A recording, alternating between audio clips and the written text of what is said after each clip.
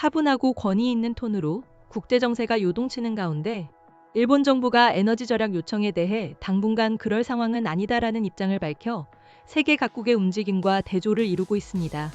이란 전쟁의 장기화와 격화로 국제 유가가 치솟고 수급 불안이 심화되면서 한국을 비롯한 여러 나라가 에너지 절감에 나서고 있는 상황입니다. 이러한 국면에서 일본 정부, 특히 다카이치 산하의 고시조미오 내각이 보인 이러한 입장은 주목할 만합니다. 일본 정부는 중동산 원유의 대체 수입처를 다변화하고 충분한 재고량을 확보해 내년 초까지 필요한 원유를 안정적으로 확보할 수 있다고 주장하고 있습니다. 하지만 이러한 정부의 움직임을 두고 다카이치 총리가 지지율 하락을 우려해 국민 불편이 불가피한 수요 억제 정책에 소극적으로 대처하고 있다는 비판적인 시각도 존재합니다. 더불어 일본 정계와 사회 일각에서는 상황 악화에 대비해 에너지 절약에 나서야 한다는 목소리가 점점 커지고 있습니다.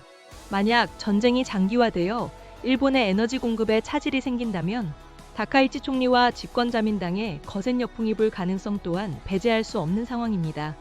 일본 공영 NHK 방송에 따르면 일본 정부 관계자는 당분간 국민들에게 절전이나 휘발유 절약을 요청할 상황은 아니다라고 밝혔습니다. 지난 2월 28일 발발한 미국, 이스라엘과 이란 간의 전쟁으로 인해 이란은 원유 수송의 핵심로인 호르무즈 해협을 봉쇄했습니다. 일본이 수입하는 원유의 약 90%가 통과하는 이 해협이 봉쇄되었음에도 불구하고 일본은 대체 수입처를 확보함으로써 급한 불은 끌 수 있었다는 설명입니다.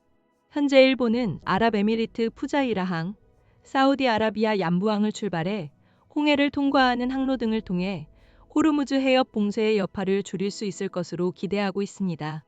UAE와 사우디에서만 지난해 같은 기간 수입했던 물량의 절반 정도는 확보할 수 있다는 계산입니다.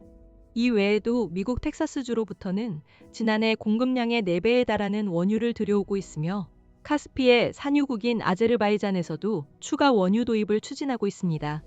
기존의 원유 비축량의 추가 수입분을 더하면 내년 초까지 필요한 원유를 충분히 확보할 수 있을 것이라고 다카이치 내각은 전망하고 있습니다.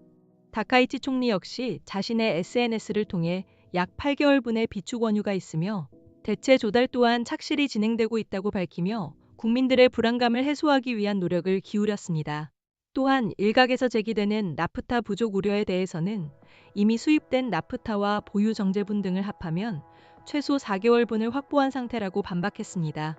한편 일본 해운사 상선미스이는 자사에 관련 회사가 보유한 액화석유 가스 선박이 호르무즈 해협을 성공적으로 통과했다고 밝혔습니다.